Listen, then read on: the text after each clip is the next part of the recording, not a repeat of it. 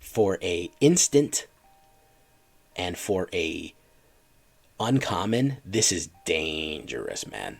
This is a dangerous card, especially against our blue, and I mean against our green and against our white friends here, man.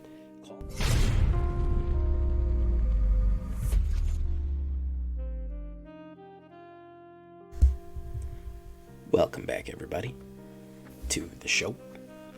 I am your host, as always, J Villain, aka That Villain J. And tonight we have a very special treat for you. We are going to be taking a look at the rest of these new CAPENNA cards. Oh yes, I think we've got them all out. I think we might have the full set out. There may be a few more shaking loose. We do have a lot of commander cards, but I'm not really going to look at those, even though they're cool. I wish they were in standard. We're just going to be taking them. We're going to start with black, white. We're going to go over them. There's not that many of single color. This is really a triple color, multicolor deck. So gold cards really rule the roost here. But still, we're going to be taking a look at some of my favorite ones. So stick around as we go through. But before we do that, I need you to do something for me. Do you know what that is? Tenderly press that like button. Gently press that subscribe button. Or else, well, guys, the like and subscribe will come and brutally maul you. Oh, yes, he will. He'll hunt you down to do it. Join us on a stream every night at twitch.tv/thatvillainej for all this live streaming goodness. First time streamer shout out to Fireside. Just popped in for the first time, found me on YouTube, and now he's enjoying his first stream. Hello, Fireside. How you doing? Welcome to the chat. You can check out our Discord community. We'd love to have you there. Hang out, chat, find out all the newest information.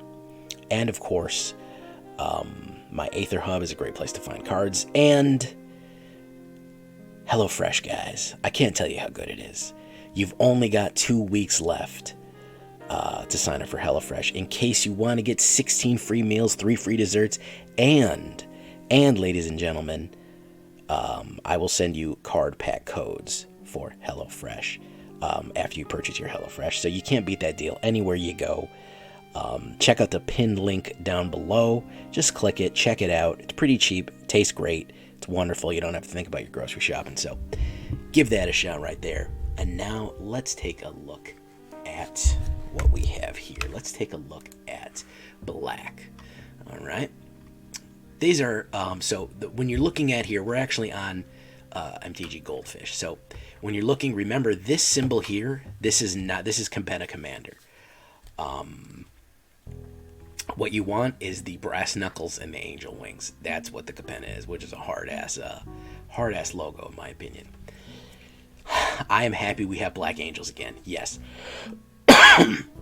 Angel of Suffering. I will be using this. You better believe I will be doing a black angel deck. You better believe I'll be doing an Orzhov Angel deck build. If damage we've dealt to you, prevent that much damage and mill twice that many cards. I don't care. I don't care. There's a lot of self-mill ability here that we can pull off, man. It essentially makes you, immune to damage. But I'm talking about combine this with stuff of they can't win the game and you can't lose the game. Well, guess what? If I can't draw cards, I can't lose the game. Do you know what I mean? There is ridiculous power that we can get on Angel of Suffering. Here, we can absolutely go wide with that one.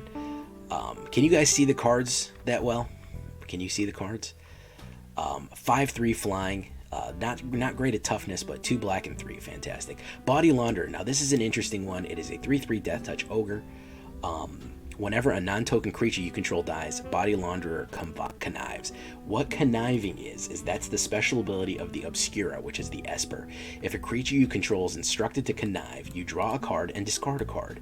If you discard a non-land card, you put a 1/1 creature on the creature. You put a 1/1 counter on the creature that connived. Okay. And Cemetery Tampering has another ability here. Hide Away.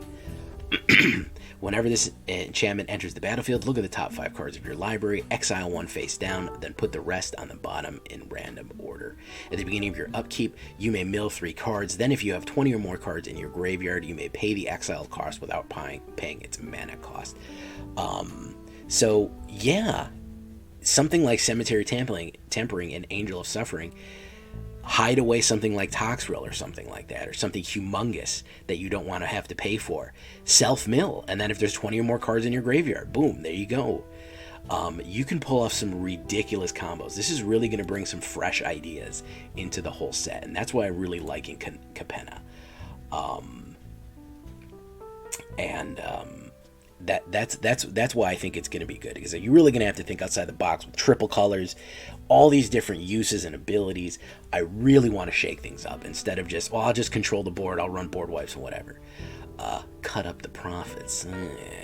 This guy, literally, he couldn't pay. He couldn't pay, man. They're going to make him pay with his body. They're literally turning this guy into gold and cutting up bricks of gold out of him. Bro, that's a bad fate, man. That's a bad fate. There, talk about a pound of flesh, right? 2 black and X. Casualty 3. Now, that's another ability that we have, is Casualty. What is Casualty? Well, Casualty is the themed ability of the Maestros, who I think everyone is excited about. That is your Grixis, your Nicol Bolas, black, red, and blue. As an additional cost of this spell with Casualty, you may sacrifice a creature with power N or greater, where N is the number that appears after the keyword. So, I'm sorry, X or greater. So you may sacrifice a creature with power 3 or greater when you do copy this spell. So you have to do a Casualty 3, you draw X cards, and you lose 3 life. Everybody is worth their weight in gold. Yikes, bro. Talk about oof, what a horrible fate. Pay with his body. Yeah, he's literally paying with his body. Sanguine Spy, I'm happy we're getting vampire support again. Vampire Rogue, 2/3 menace and lifelink. Hey, I'm happy with that right there. Sacrifice another creature, look at the top card of your library. You may put that card into the graveyard. At the beginning of your end step, if there are 5 or more mana values among the cards, you may pay 2 life if you do draw a card. I don't really like that secondary ability, but I like that she's kind of a detective secretary. That she's like a vampire secretary or private detective that's doing there. I like that she can peek at the top of the cards. Not a bad. Menace and lifelink, not bad either. So, different things to do there. Shadow of Mortality is a cool one. If your life total is less than your starting life total, this spell costs X left, where X is the difference, and it's a 7/7. So if you're close to being dead, a gigantic shadow will come at you. Shakedown Heavy I really like too, because once he gets what he wants, he goes away, man. If you swing in with a menace, they can have you draw a card instead of having an attack with him, which is very useful there, essentially what that is. Now, I want to talk about this one, Blitz. So Blitz is the Riveteer's ability, guys. So the Riveteers is what we're going to be calling Jund. That's green, red, and black. Casting a spell for its Blitz cost, essentially, if it has haste, and when it dies, you draw a card. So you can bring out things faster. So this is a boxer here. Riveteers love to box. They're the construction workers, they're the boxers, they're the tough guys, they're the muscle. So this has the ability to just kind of fly out there. And you can cast this guy from your graveyard using its Blitz ability. So he can keep coming back as long as you keep playing and just keep fighting on, keep fighting on, keep fighting on. Now, I can't think of that many situations, but hey, if you need that extra 3 damage to just punch through, he can punch through it, which is pretty cool. Dusk Mangler, Horror. Again, sacrifice creatures, discard spells. There's going to be a lot of backfire stuff in this. Kind of what I've noticed is there's a lot of things that kind of inflict stuff to you. Graveyard Shift is not bad. This spell has flash as long as there's 3 or more mana values. Mana values in your graveyard is going to be an interesting thing to come up with. Casualty 1, that's going to be choose your target creature, Planeswalker. If it's dealt non-combat damage, 3 damage to you and gain 3 life. Deals 1 damage to it. So Grisly Sigil's not a bad removal spell. And then you can copy it, of course. Night Clubber, which is pretty funny. That's a human warrior. Each of your creatures your opponent controls get -1/-1 to the end of turn. That in and of itself is unbelievably deadly right there. I think Night Clubber is probably going to be a stealth hit. No pun intended. Let me solo her. Clever knows all about let me solo her. Human warrior. This ability right here, man, especially if you can flash it out and play it again, giving everybody -1, -1. You can kill a lot of stuff with that, man. Pest decks, scoot decks. Even some of your weaker mono white kind of even some of your kind of mono white low toughness decks can be very, very affected with that Nightclubber right there. Very, very cool, especially if you can blitz it and swing her in. So illicit shipment, casualty, search your library for a card, put it in your hand. So yeah, you can do this twice. It's illicit shipment. It's essentially a demonic tutor, except it has casualty. There's a few assassins here. There's rogues galleries. For each color, return up to one target creature of that color from your graveyard to your hand. So this is the rogue gallery. This is if you're running multicolored decks, you're running 3 or 4 colors, you can grab a bunch of stuff, return it to your hand. Here's another vampire. Tavern Swindler, we've seen it always backfires. I never see anybody freaking hit the I never see anybody hit the 6. I don't know why. People always try it, it never works. If you gain life during your turn, put a 1/1 counter on Scrivener. Whenever you lose life, put a 1/1 on Vampire Scrivener. Her expense is my only thing. I wish she was rare and she was more expensive. However, she can get very, very strong. Cutthroat Contender is not bad. Demon's Due is not bad. A lot of different things here. These are some of the commons. Fake Your Own Death is not bad either. Join the Maestros. I'm trying to look it for someone. Maestro's Initiate is not bad. Incriminate. I like this one. Incriminate is one of them that I like. Choose 2 target creatures controlled by the same player. That player sacrifices one of them. So basically, they got to choose which one they want to stick it on. You know what I mean? Which one do you want to sacrifice? So what I like to do is play something like Incriminate and then kill the other one, because that's what I know which one they want to keep. That's called demoralizing move there. We got some more Vampire Assassins with Flying Death Touch, kind of a worse version of the Nighthawk, but why not? And here's some premium looking cards here with some nice artwork on them. Tenacious, I like this Boxer one. Tenacious Underdog is very cool looking art there. So again, guys, not a lot of black cards because so many are in multicolor. Let's take a look at white. Skyboon Evangelist, decent. Oh no, these are the whatchamacallit. So those are the. There's Elspeth Resplendent. So here's our Planeswalker of Elspeth. She's a 1920s flapper. She's been through hell and back, literally 3 white and 5 loyalty. Choose up with a 1 target creature, put a 1/1 counter from it, and flying, first strike, lifelink, and vigilance on it. That is incredibly powerful. Look at the top 7 cards of your library. You may put a permanent card with a mana value 3 or less from among them on the battlefield with a shield counter on it. Put the rest in the bottom of your library in random order. Create 5 3/3 white angel tokens with flying. She is very powerful, guys. I know she has tiny little writing there, that's why I read it out. So shield counters, this is a broker's ability. Now the brokers are the god, no, it's not called Temur. What's it called, guys? It's blue, white, and green. Okay, and these are going to be kind of, there's a lot of angels in the brokers. There's a lot of protectors and stuff like that. They're all about family, they're all about protection, they're all about coming together, being united and all that. Now, shield counters, I really want to talk about. This is something you really got to pay attention to, because I think that out of any mechanic coming into the game, this is going to be the one that is going to change it. Because what a shield counter gets, what that does is, if a permanent with a shield counter would be destroyed by an effect, a shield counter is removed instead of being destroyed. If a permanent with a shield counter would be dealt damage, the damage is prevented and a shield counter is removed. So it's automatic, it's just basically a buff. So if somebody says, I want to play destroy target creature or destroy all creatures, if all of your creatures have shield counters, they don't die. Alright? Now, Meat Hook will probably be even more valuable after this. However, board wipes against decks with full-on shield counters protections are going to be much less effective. It was a very clever way of hitting all of those spot removals and all those shield counter, all those massive, instant, really fast board wipings that people are just relying on, sweeping away everything. Sweeping everything away over and over and over again, blood on the snow, and And whatchamacallit, yeah, it's a bulletproof vest. Listen, a cannon is still going to get through it, you know, if you shoot somebody with a bulletproof vest enough time. But hey, a couple of slugs, yeah, it'll stop it. So that's why I like it, because it's going to, my chat is saying, well, this can get through it, this can go through it. I understand a few things can get through it. However, just that ability of saying, oh man, three or four of his cards have shield counters, or I might run into somebody that's running lots of shield counters right now.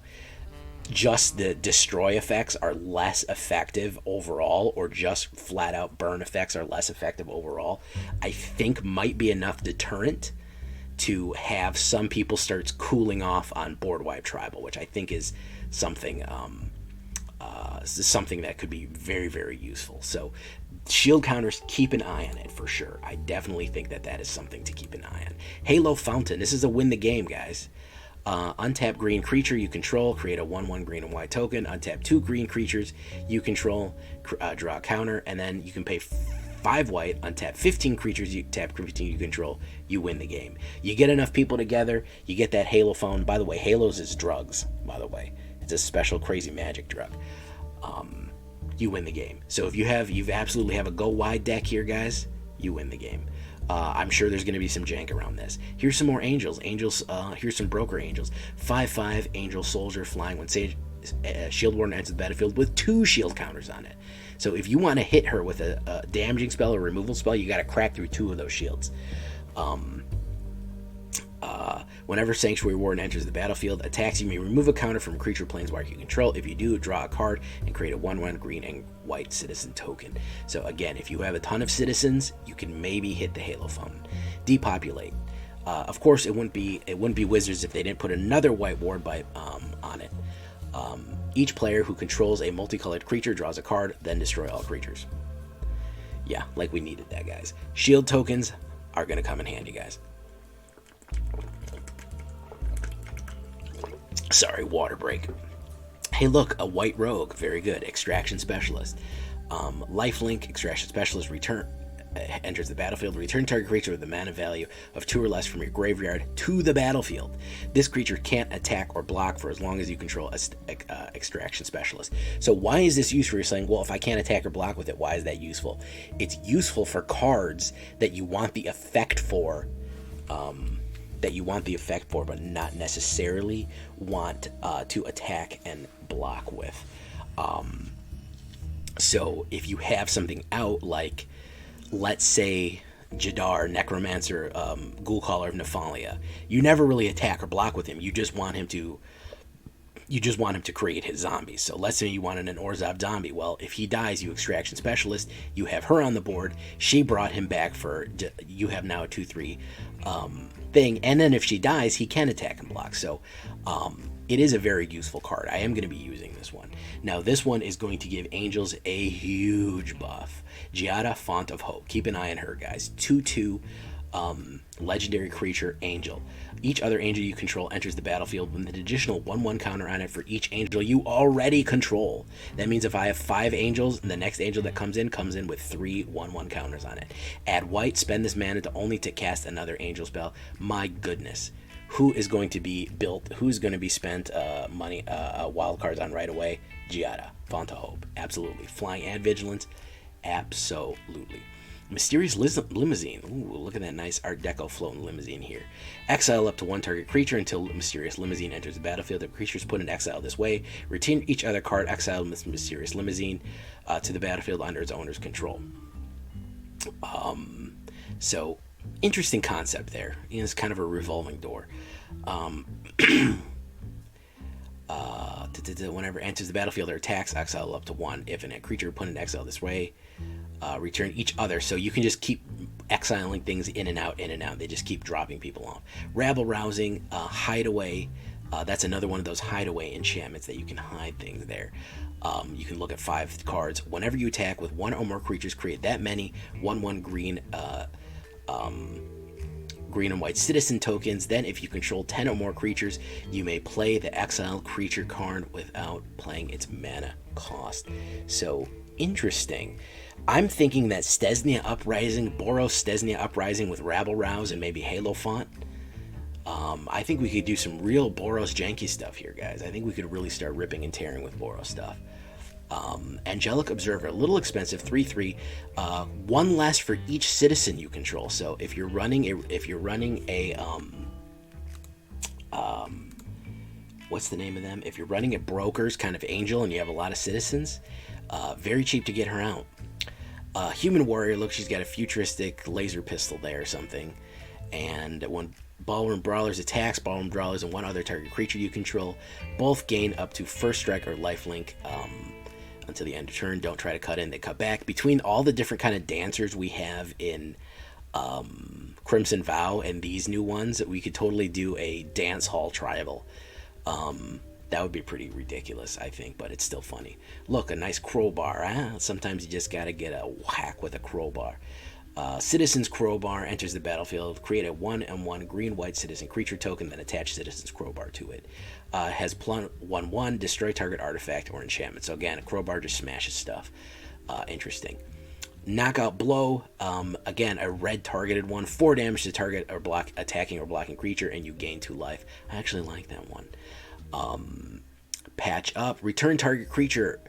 This guys, I'm about this one right here. Return up to 3 target creatures with a total mana of 3 or less from your graveyard to the battlefield. This is what was that one called? God, what was that black card called that I used to play all the time and everyone used to make funny for it? It was called it was black and it was called, what did I always call it? What I use it all the time.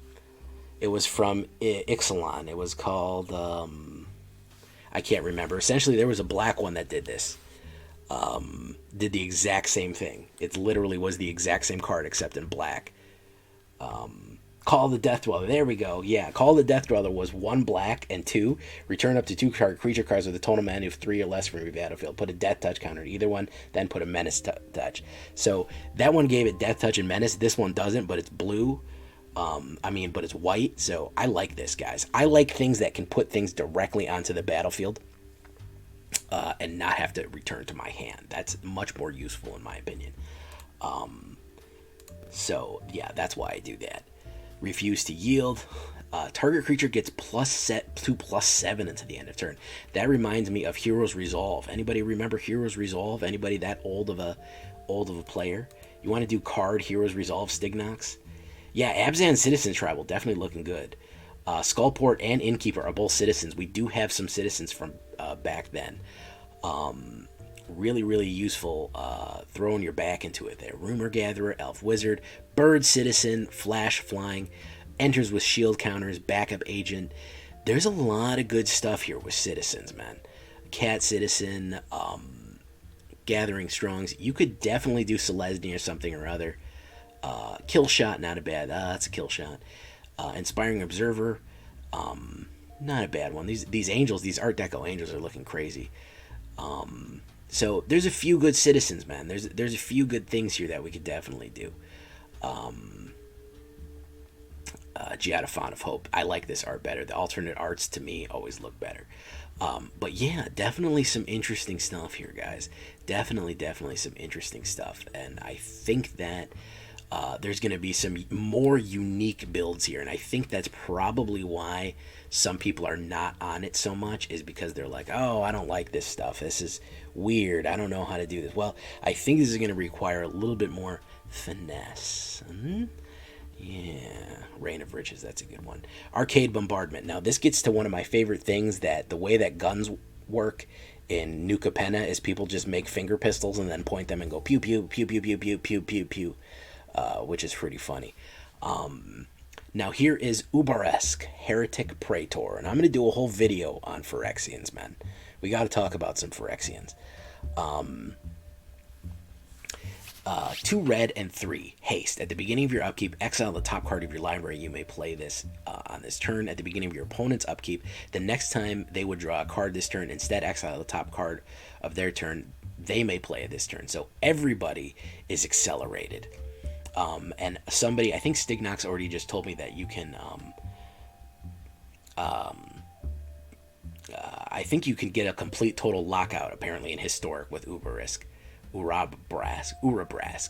But we have the third Phyrexian. I'm waiting for Elish Norn and, not Ulamog, but the really terrible one. Dranthi Magistrate and Historic is going to make this one a lockout.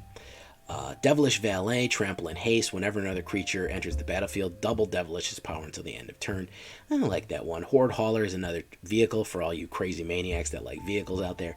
Arcane Bombardment, if we're talking about finger pistols, whenever you cast your first instant or sorcery spell each turn, exile an instant or sorcery spell at random from your graveyard, then copy each card exiled with Arcane Bombardment. You would cast any number of copies without paying the mana cost. Now, I'm going to need a mono red specialist. To me, this seems like it's going to be too expensive to be effective. Maybe in an Is It later on, but I feel like as long as this takes us to get out and get set up, I feel like it's one of those trap cards that you're always going to be looking to stretch for, then trying to run, but just never works.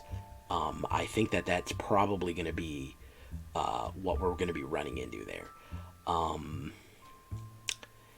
I definitely think that that's going to be not the best. But hey, I've been proven wrong. I've been proven wrong before. I need to hear from Tanuki, my mono red expert there. I like Jaxus the Troublemaker, a little newsboy guy there. Legendary creature, Human Warrior. Discard a card, create a token that's another copy. Whenever the creature dies, draw a card. And then, of course, guys, Blitz. Professional Facebreaker. Oh, yeah, that's what I'm talking about. Menace. When one or more creatures you control deal combat damage, create a treasure token. Again, treasure. Structural Assault. They're ripping down buildings here. Not bad. Destroy all artifacts. Yes, this is very useful. That Structural Assault deals damage to each creature equal to the number of artifacts that were put in the graveyard this turn. Very useful. Widespread Thieving. Whenever you cast a multicolored spell, create a treasure token. Then you may pay any number of things. If you do, pay the exiled cost with the mana token. So that is the hideaway for red, is the Wild Thieving. Hey, good night, Xylobeast. Good luck. Calling a professional, huh? Players can't gain life this turn. Damage can't be prevented this turn. Calling a professional deals 3 damage to any target. Yeah, that's good stuff right there, man. This is a useful card for a instant and for a uncommon. This is dangerous, man.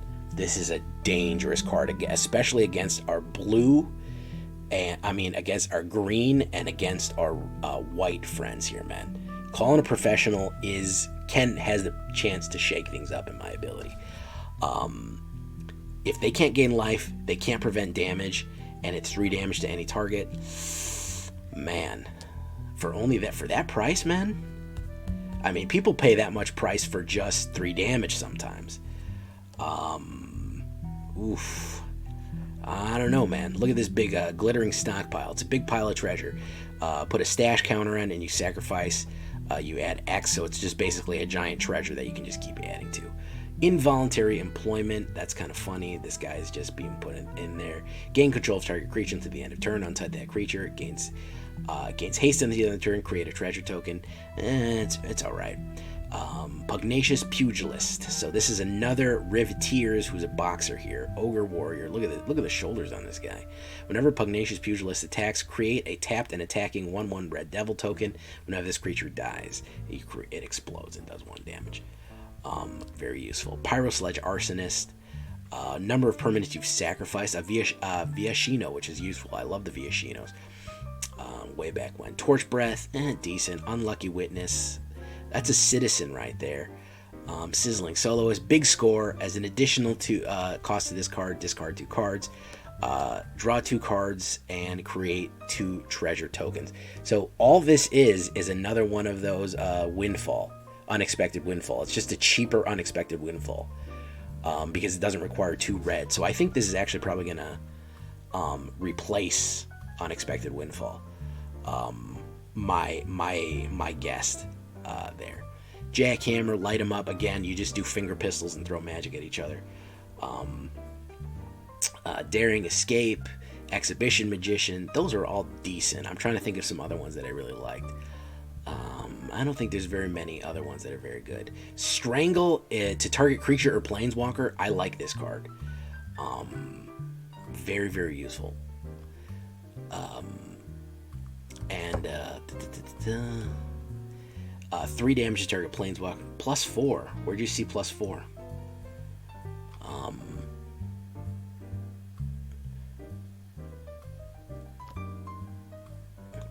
Antagonize +4, +3 until the end of turn. Yeah, that's useful. Yeah, so anyways, that's what we're looking at for red. There's a few reds that are okay. Let's take a look at green, and we'll finish with my least favorite color, blue, and then we'll call it. There's Vivian Reed doing some crazy stuff. Titan of Industry, which is kind of a funny pun there because it's actually a building that came to life and is punching people. Look at this guy. This guy's going to be cheated onto the board so much. Reach and Trample for 7 mana. This is basically Nature's Fury. What's that one that was a 7/7/7 cost? Wrath of Nature. Except this one is a building. Reach and Trample. When Titan Industry enters the battlefield, choose 2. Destroy target artifact or enchantment. Target player gains 5 life. Create a 4/4 Rhino Warrior token with shield, or put a shield counter on a target creature you control. Guys, I mean, this is going to be cheated onto the board fast like. This is going to be put out there immediately, Crip. Immediately. Bootlegger Stash. Lands you control have created treasure token. All of a sudden, all your lands are crapping out treasure. Yes, please. You're going to see this in Gruul Dragon decks. You're going to see Gruul Dragon decks with probably that other treasure guy, that legendary green dragon that doesn't get much play, and you're going to see him with what's that other dragon guy that's the Goldspan dragon? My goodness. Bootlegger Stash, Titan of Industry, very, very good. Fight Rigging. This is the hideaway one where you can get the thing if something happens. If you control a creature with 7 or more, you can pay the guy that you hit away for the whatchamacallit. You can pay it without paying its mana cost, so useful there.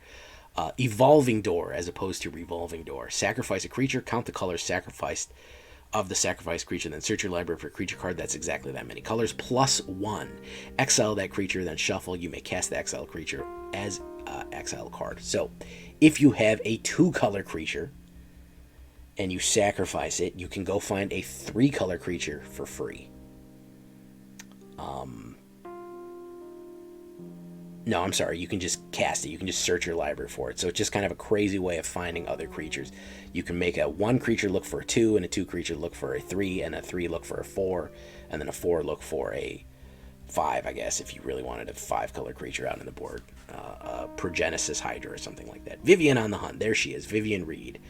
2 green and 4.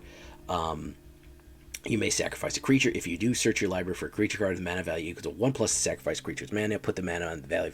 Put the creature on the battlefield. Then shuffle. Mill 5 cards and put any number of creature cards milled this way into your hand. Create a 5/4/4 Rhino token creature warrior token. So she is very powerful. I'm sure we're going to see her.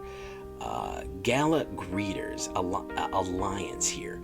Alliance is another thing that is a new ability that we have here. Whenever another creature enters the battlefield under your control, choose one that hasn't been chosen yet.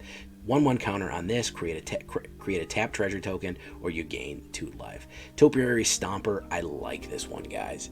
As far as early trampling, green, plant dinosaur 4/4. It has search your library for a basic land card. Put it on the battlefield. Tapped, then shuffle. It can't attack or block unless you control 7 or more lands. This guy plus Kodama of the West Tree, yes, please. So it can't attack or block unless you control 7 more lands. I don't care. It helps land fix. We can get that land out there. Don't even worry about it. Rhino Warriors. Oh yeah, look at this guy. 2 and 3 trample. Whenever Rhino War Chief enters the battlefield, you gain 3 life. Whenever he dies, create a 4/4 Rhino Warrior creature token, and then of course you can blitz him, and then he can die again. So he will keep creating rhinos more and more and more and more. Here's getting hit in the head by the cane with a bouncer. Again, this is good against black.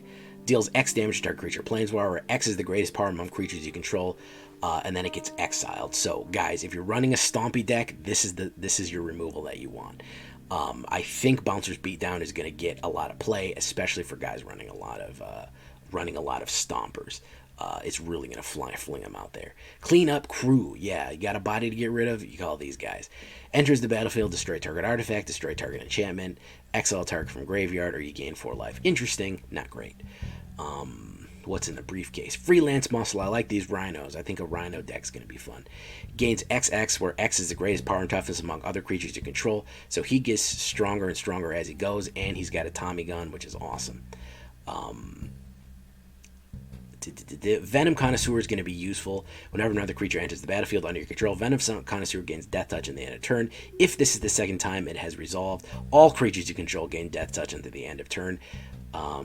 Hey, what are we talking about? Are we talking about Finn the Fangbear and Venom Connoisseur? Are we talking about a match made in heaven of just poisoning everyone?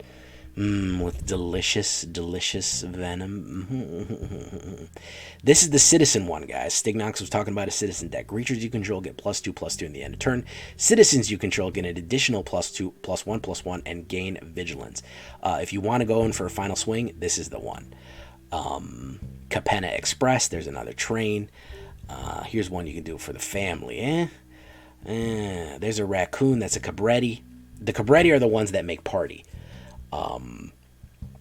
They do parties. They're the entertainers.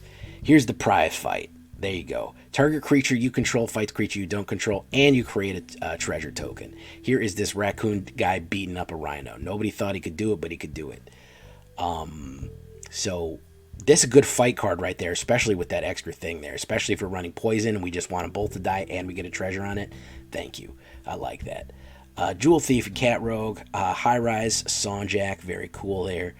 Glittermonger. Okay. Warm Welcome. Social Climber. Some commons and stuff. But there's a few shake-up cards in here. Finally, we're going to finish with blue. Okay. So blue is interesting because blue touches on probably everybody's most favorite and everybody's least favorite.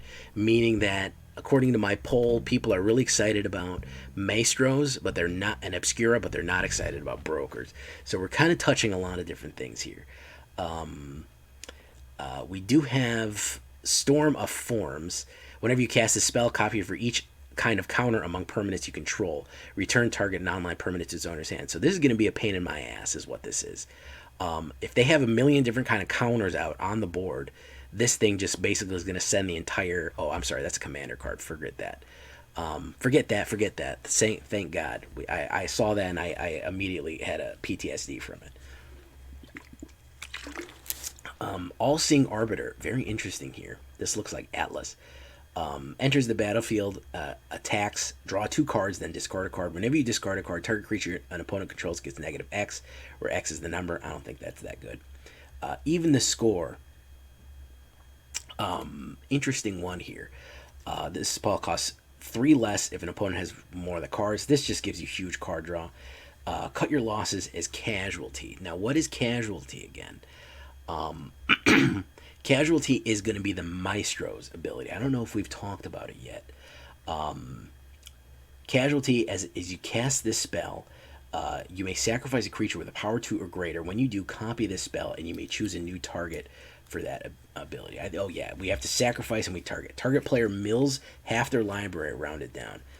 So guys, double Casualty with Cut Your Losses.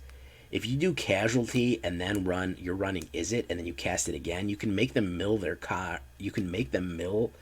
deck 4 times. I think Mill's back on the table, guys. Honestly, I think Mill is back on the table. Errant Street Artist, not bad. Defender and Haste, copy target spell you control that wasn't cast. You may choose a copy for it. Very interesting. Ledger Shredder, that's a bird advisor. It's a legal eagle. Get it? It's a legal eagle. Whenever the player casts their second spell each turn, it connives. So that's pretty good. Reservoir Kraken is a cool one. I like Undercover Operative. You may have Undercover Operative enter the battlefield as a copy of any creature on the board, except it enters with a shield counter if you control that creature. So if you have a copy as a creature that you control, it comes with a shield counter. And his suit is very slick. Very powerful creature here, Undercover Operative. A lot of cool jank stuff you can pull off with that. I think that you're going to be able to pull off a lot of interesting things with that. And, of course, we can have a little chat. Look at the top 2 cards of your library. Put one of them in your hand and one in the bottom of your library. That's basically Dimir stuff right there. And there's an offer you can't refuse, huh? Counter target creature spell. Its controller creates 2 treasure tokens. So, basically, you're bribing them. Which is pretty funny when you think about it. Wiretapping is the blue version of the Hideaway. Fairy Vandal, I think we've seen that one. Whenever you draw your second card, put a 1/1 counter. That's a reprint, and I like that. I really used to use that a lot, especially for blue or Azorius card draw. Wing Shield Agent enters the battlefield with a shield counter on it. Whenever it attacks, up to one other creature gains flying until the end of turn. I do like that for a soldier. Slip out the back and phases out as an instant. 1/1 counter, it phases out. That's a magician just taking. There's Sleep with the Fishes, which is pretty funny. Sleep with the Fishes enters the battlefield. Tap enchanted creature and create a blue 1/1 fish token. This creature can't be blocked.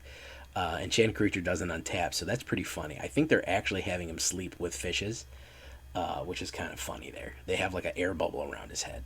Case the Joint, Obscure Initiate, gains lifelink, has a run out of town. It's pretty cool. Sewer Crocodile, of course, there's always sewer crocodiles in New York and all that. Backstreet Bruiser, there's some Cephalopons there. I'm not too excited about blue in this one. There's a few ones that I think honestly their names are funnier than it is. White Undercover Operative I think is probably the one I'm going to be playing the most, and Cut Your Losses I think is probably going to be the most dangerous. Maybe we haven't seen all of them. I do like Fairy Vandal for extra card draw, and Public Enemy is pretty cool. All creatures attack enchanted creatures controller. Each combat is available. When an enchanted creature dies, draw a card. This is not useful in 2-player, so unfortunately for Standard, I don't think this is going to be very useful. And then we have a lot of conniving stuff, which we'll have to see if conniving is really going to be useful altogether. And then, of course, Disdainful Stroke. Everyone likes that. We'll see what happens. We'll see what happens with that. So that is all the monocolored guys. As far as multicolored go, we are getting more. We're getting Parnes the Subtle Brush as a vampire wizard. So we are going to be able to build that lovely Maestro's vampire deck that we want. We are getting a few more. Maybe we'll do one last review before we go, because we are absolutely getting more and more multicolored cards. Those are commander ones, unfortunately, so they don't really matter. But yeah, I am very, very, very interested in to see what happens, and I think that there's a few mechanics that are going to stand out. In my opinion, as a finisher, I think that Shield is probably going to be the biggest one, because it's going to shut down a lot of the removal. I think that Angels and Flyers are going to have a big comeback, and I think that Mill is absolutely ascendant. Those are my 3 big predictions for this one. Casualty, I don't know, but I think that as far as everything else goes, I think Blitz is a little too expensive. Ultimately, what I think, Connive is good. Casualty is decent for sacrifice. Blitz is too expensive. Alliance is okay. It triggers other things when you try to go wide and stuff like that. I would say that probably rating them, I think that Shield is probably the best. Then Casualty, then Connive, then Alliance, then Blitz, as far as usefulness of all those different cards go. So I'm going to leave it there. There are the last little bit of cards that we had. I'm going to go do one final thing, and we also, stay tuned, we are going to do a deck build. I'm probably going to build a nice Maestro's deck, and we're going to have some cool other stuff coming up too, like some dramas and some original storytelling from New Capenna that I've written. So maybe you'll like that too. So until next time, guys, don't forget to join HelloFresh, subscribe, hit the like button. I've been Jay Villain, and you've been great. Bye-bye.